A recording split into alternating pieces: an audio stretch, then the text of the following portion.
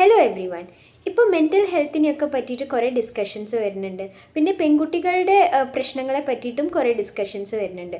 പക്ഷേ ആൺകുട്ടികളുടെ പ്രശ്നങ്ങൾ അല്ലെങ്കിൽ ആൺകുട്ടികളുടെ മെൻ്റൽ ഹെൽത്ത് എന്നുള്ളൊരു ഏരിയ ഇപ്പോഴും നമ്മൾ ഡിസ്കസ് ചെയ്യുകയോ അല്ലെങ്കിൽ അഡ്രസ്സ് ചെയ്യുകയോ ചെയ്യാത്തൊരു ഏരിയയാണ്. അപ്പോൾ അതിനെ പറ്റിയിട്ട് ഒന്ന് സംസാരിക്കാനും നിങ്ങളുടെയൊക്കെ ഒരു അഭിപ്രായങ്ങൾ അറിയാനും ഒക്കെ വേണ്ടിയിട്ടാണ് ഞാൻ ഈ വീഡിയോ ചെയ്യുന്നത്. അപ്പോൾ ഞാൻ ഈ വീഡിയോസ് ചെയ്യുന്നതിൻ്റെ പ്രധാന ഉദ്ദേശം എന്ന് പറഞ്ഞാൽ നിങ്ങൾക്ക് നിങ്ങളുടെ അറിയുന്ന ആൾക്കാരുടെ അടുത്ത് പറയാൻ പറ്റാത്തതാണ് അതൊന്നും ആരുടെയെങ്കിലും പറഞ്ഞു കഴിഞ്ഞാൽ എനിക്കൊരു സമാധാനം ഉണ്ടാവും, എനിക്ക് കുറച്ചും കൂടി ബെറ്റർ ആയിട്ട് തോന്നും. അങ്ങനെ ആരോടും എനിക്ക് പറയാനൊരാളില്ല അങ്ങനെയൊക്കെ തോന്നുന്നുണ്ടെന്നുണ്ടെങ്കിൽ ഞാൻ എൻ്റെ മെയിൽ ഐ ഡി തരാം. മെയിൽ ഐ ഡിയിലേക്ക് മെസ്സേജ് അയച്ചോളൂ. അപ്പോൾ നമുക്ക് വരുന്ന എപ്പിസോഡുകളിൽ അത് ഡിസ്കസ് ചെയ്യാം. അങ്ങനെ നിങ്ങൾക്കൊരു റിലീഫ് കിട്ടുകയാണെന്നുണ്ടെങ്കിൽ അതാണ് ഞാൻ ആഗ്രഹിക്കുന്നത്. ഞാൻ നിങ്ങളുടെ പേരുകളൊന്നും ഇതിലേക്ക് എടുക്കില്ല, ഞാൻ മുന്നത്തെ വീഡിയോസിലും പറഞ്ഞിട്ടുണ്ട്. അപ്പോൾ അത്രയേ ഉള്ളൂ, നമുക്ക് ടോപ്പിക്കിലേക്ക് കിടക്കാം. മെൻ്റൽ ഹെൽത്തിൽ ഏറ്റവും കൂടുതൽ ഇമ്പോർട്ടൻസ് വഹിക്കുന്ന ഒരു ഫാക്ടറാണ് എക്സ്പ്രഷൻ ഓഫ് ഇമോഷൻസ്. അത് ഏത് ജെൻഡറിലാണെങ്കിലും നമുക്കുള്ളിലുള്ളത് അതുപോലെ പുറത്തേക്ക് പ്രകടിപ്പിക്കാൻ പറ്റുകയാണെന്നുണ്ടെങ്കിൽ നമ്മുടെ ഉള്ളിൽ കുറച്ചും കൂടിയും ഒരു പീസ്ഫുൾ ആയിട്ടിരിക്കും. സങ്കടങ്ങളും വിഷമങ്ങളും വരുമ്പോൾ കരയാൻ പറ്റുക എന്ന് പറയുന്നത് സത്യത്തിൽ വലിയൊരു അനുഗ്രഹമാണ്. അത് പുരുഷന്മാർക്ക് അറിയില്ല, അല്ലെങ്കിൽ അവരോട് അത് ചെയ്യരുത്, അതെന്തോ കുറച്ചലാണെന്നുള്ള പോലെ ചെറുപ്പം തൊട്ടേ പറഞ്ഞു വെക്കുകയാണ്. അപ്പോൾ കരയണേൻ്റെ ഒരു ഗുണം എന്താണെന്ന് സത്യത്തിൽ അവർക്ക് അറിയില്ല എന്നാണ് എനിക്ക് തോന്നുന്നത്. ഞാൻ എൻ്റെ ജീവിതത്തിൽ ഏങ്ങലടിച്ച് കരയണ ഒരു പുരുഷനെ ഇതുവരെ കണ്ടിട്ടില്ല. പക്ഷെ സ്ത്രീകൾ കുറേ അങ്ങനെ കരയണ കണ്ടിട്ടുണ്ട്. നമ്മുടെ കുമ്പളങ്ങി നൈറ്റ്സ് എന്ന് പറഞ്ഞ സിനിമയിൽ സൗബിൻ ഇങ്ങനെ ഒരു ഡോക്ടറെ അടുത്ത് പോയിട്ട് കരയണ കണ്ടിട്ടില്ലേ? അത് ശരിക്കും ഒരു മെഡിസിൻ പോലെയാണ്, ഒരു തെറാപ്പി പോലെയാണ്. നമുക്ക് ഉള്ളിലുള്ള കുറേ കാര്യങ്ങൾ ഇങ്ങനെ കുറേ വർഷമായിട്ട് തിങ്ങി അതെവിടെ എക്സ്പ്രസ് ചെയ്യാനും പറ്റണില്ല, കരയാനും പറ്റണില്ല. കരയാന്ന് പറയുമ്പോൾ ഞാൻ ഉദ്ദേശിക്കുന്നത് ജസ്റ്റ് ഒരു 2 തുള്ളി ഇങ്ങനെ കണ്ണ് നിറഞ്ഞു അങ്ങനെയല്ല, നമുക്ക് കരഞ്ഞ് തീർക്കുക, നമ്മുടെ വിഷമം തീരണ വരെ കരയുക. അങ്ങനെ എനിക്ക് തോന്നുന്നില്ല ആണുങ്ങൾ കരയുന്നുള്ളത്. അതെന്തോ ടാബു ആക്കി വെച്ചിരിക്കുകയാണ്. പക്ഷേ ഞാൻ ഈ പറയുന്നത് കേൾക്കുന്ന ഏതെങ്കിലും ആണുണ്ടെങ്കിൽ നിങ്ങൾക്ക് ഇനി വേറെ ആരുടെയെങ്കിലും മുന്നിൽ വെച്ച് കരയാൻ ബുദ്ധിമുട്ടുണ്ടെന്നുണ്ടെങ്കിൽ, നിങ്ങൾക്ക് ബുദ്ധിമുട്ടുകൾ അല്ലെങ്കിൽ പ്രശ്നങ്ങൾ വരുമ്പോൾ നിങ്ങൾ ബാത്റൂമിൽ പോയി നിന്നിട്ടാണെങ്കിലും നല്ലോണം നമുക്ക് പറ്റണ പോലെ മാക്സിമം കരയുക. അതൊരു തെറാപ്പി പോലെ നല്ലോണം കരയാം. നമുക്ക് വിങ്ങി കരയണമെന്നുണ്ടെങ്കിൽ അതുപോലെ കരയാം. പക്ഷെ കരഞ്ഞ് കഴിയുമ്പോൾ നമുക്ക് ആ പ്രശ്നത്തിൽ നിന്ന് ഭയങ്കര ഒരു റിലീഫ് കിട്ടണ പോലെ തോന്നും. നിങ്ങൾ ഒരിക്കലെങ്കിലും ഇങ്ങനെ ഒന്ന് ചെയ്ത് നോക്കണം. എന്നിട്ട് ഇതിന് ബെനിഫിറ്റ് ഉണ്ടോ, നിങ്ങൾ വെറുതെ പോയി കരയേണ്ട. എന്തെങ്കിലും വിഷമങ്ങളോ സങ്കടങ്ങളോ വരുമ്പോൾ ഒന്ന് നല്ലോണം കരയുക. നല്ലോണം എന്ന് പറഞ്ഞു കഴിഞ്ഞാൽ നല്ലോണം തന്നെ കരയുക.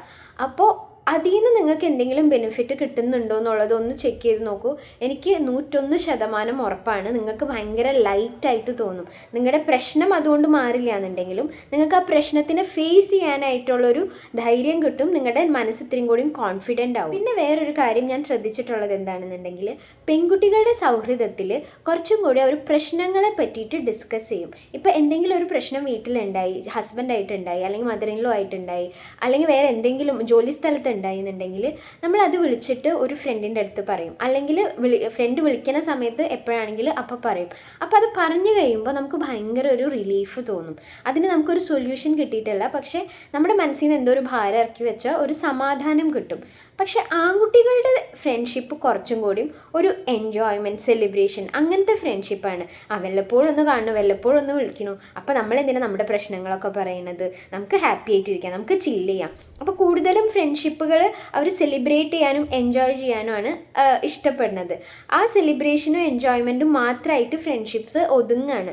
അവർ കുറച്ചും കൂടിയും അവരുടെ പേഴ്സണൽ കാര്യങ്ങൾ അല്ലെങ്കിൽ പ്രശ്നമുള്ള കാര്യങ്ങൾ, വിഷമങ്ങൾ, ബുദ്ധിമുട്ടുകൾ ഒന്നും വേറെ ആരുമായിട്ട് ഷെയർ ചെയ്യാനായിട്ട് തയ്യാറാവണില്ല. അപ്പോൾ എന്തുണ്ടാവും? ഈ ബുദ്ധിമുട്ടുകളും പ്രശ്നങ്ങളും എല്ലാം ഇവരുടെ ഉള്ളിൽ എന്നെ വെച്ച് അത് ഭയങ്കരമായിട്ട് പൊട്ടാറാവണ പോലെ ആകുമ്പോഴായിരിക്കും പെട്ടെന്ന് അതൊരു പൊട്ടിത്തെറിയിലേക്ക് മാറുക. അപ്പോൾ ആമ്പിള്ളേരോട് എനിക്ക് പറയാനുള്ളത്, വെറുതെ സെലിബ്രേഷൻസ് ഇമ്പോർട്ടൻ്റ് ആണ്, പക്ഷെ അത് മാത്രമായിട്ട് ഫ്രണ്ട്ഷിപ്സ് ഒതുങ്ങാണ്ട് നിങ്ങളുടെ വിഷമങ്ങളും സങ്കടങ്ങളും, നിങ്ങൾക്ക് ബുദ്ധിമുട്ടുണ്ട് എനിക്കൊന്ന് പറഞ്ഞു കഴിഞ്ഞാൽ ഓക്കെ ആവുമെന്ന് തോന്നുന്ന കാര്യങ്ങളും, മറ്റേ ആൾ എന്ത് ചിന്തിക്കും, അവൻ എന്നെ ജഡ്ജ് ചെയ്യുമോ, അങ്ങനെയൊന്നും വിചാരിക്കാണ്ട് നല്ല ഫ്രണ്ട്ഷിപ്സ് ഉണ്ടാക്കുക. അതിൽ എല്ലാ ഇമോഷൻസും പ്രകടിപ്പിക്കാൻ പറ്റുന്ന പോലത്തെ, അല്ലെങ്കിൽ എല്ലാ കാര്യങ്ങളും പറയാൻ പറ്റുന്ന പോലത്തെ ഫ്രണ്ട്ഷിപ്സ് ഉണ്ടാക്കുക. നിങ്ങളെല്ലാതും പറയാം. അത് ഒരാളായാലും കുഴപ്പമില്ല. ഒരു ഗ്രൂപ്പ് ഓഫ് ആൾക്കാരുടെ കൂടെ ഇരിക്കുമ്പോൾ നിങ്ങൾ പറയണമെന്നില്ല. ഒരാളുടെ അടുത്തെങ്കിലും എനിക്കിതൊന്ന് തുറന്നു പറയാനൊരു ഫ്രണ്ട് ഉണ്ട്, അങ്ങനത്തെ ഒരു ഫ്രണ്ടിനെ നിങ്ങൾ എന്തായാലും കൂടെ കൂട്ടാം. മൂന്നാമത്തെ ഇമ്പോർട്ടൻറ്റ് കാര്യമാണ് വർക്ക് പ്രഷർ. ഫോർ എക്സാമ്പിൾ ഇപ്പോൾ ഒരു ജോലി ഉണ്ട്, അത് ഭയങ്കര പ്രഷറാണ് അല്ലെങ്കിൽ സാലറി ഇല്ല, ആ ജോലി ഒന്ന് നിർത്തിയിട്ട് വേറൊരു ജോലി അന്വേഷിക്കണം അല്ലെങ്കിൽ വേറൊരു ജോലിയിലേക്ക് മാറണം എന്നുണ്ടെങ്കിൽ പെൺകുട്ടികൾക്ക് അത് കുറച്ചും കൂടി ഈസിയാണ്. വീട്ടിൽ പോയി പറയാം, ഞാൻ ജോലി നിർത്താണ്, എനിക്കിത് സുഖമാവണില്ല, ഞാനൊരു ബ്രേക്ക് എടുക്കുകയാണ്, ഞാൻ വേറെ ജോലി അന്വേഷിക്കുകയാണെന്ന് പറഞ്ഞിട്ട് ഒരു 3-4 മാസമൊക്കെ വീട്ടിൽ തന്നെ ഇരുന്നാലും വേറെ ജോലി വീട്ടിലിരുന്നുകൊണ്ട് അന്വേഷിച്ചാലും അത്ര പ്രശ്നം ഉണ്ടാവാൻ പേരൻസും അത് ഓക്കെ ആയിരിക്കും. അല്ലെങ്കിൽ നാട്ടുകാരും അങ്ങനെ ജോലിയായില്ലേ പറഞ്ഞാൽ അത്രയ്ക്ക് പെൺകുട്ടികളുടെ അടുത്ത് ബുദ്ധിമുട്ടിക്കില്ല. കൂടുതലും കല്യാണമായില്ലേ എന്ന് ചോദിച്ചിട്ടാണ് ബുദ്ധിമുട്ടിക്കൽ. ആൺകുട്ടികളെ സംബന്ധിച്ചിടത്തോളം ഒരു ബുദ്ധിമുട്ടുള്ള ജോലിയിൽ നിന്ന് വേറൊരു ജോലിയിലേക്ക് മാറാമെന്ന് പറഞ്ഞു കഴിഞ്ഞാൽ അവർക്കൊരു ബ്രേക്ക് എടുത്തിട്ട് മാറുന്നതിനെ പറ്റി ചിന്തിക്കാൻ പോലും പറ്റുന്നുണ്ടാവില്ല. ഈ ബുദ്ധിമുട്ടുള്ള ജോലിയിൽ നിന്നുകൊണ്ട് തന്നെ വേറെ ജോലികൾ അന്വേഷിക്കേണ്ടി വരും. കാരണം ജോലി ഇല്ലാണ്ട് വീട്ടിൽ ഒരാഴ്ച 2 ആഴ്ചയിലും കൂടുതൽ ഇരിക്കാൻ പറ്റുമെന്ന് എനിക്ക് തോന്നുന്നില്ല. വീട്ടുകാരുടെ നിന്ന് പ്രഷർ ഉണ്ടായിരിക്കും, നാട്ടുകാരുടെ നിന്ന് പ്രഷർ ഉണ്ടായിരിക്കും. ലോകത്തോളം എല്ലാവരും നമ്മുടെ അടുത്ത് ജോലി ആയില്ലേ എന്ന് ചോദിക്കണ പോലെ നമുക്ക് തോന്നും. അതൊരു വല്ലാത്ത പ്രഷറാണ്.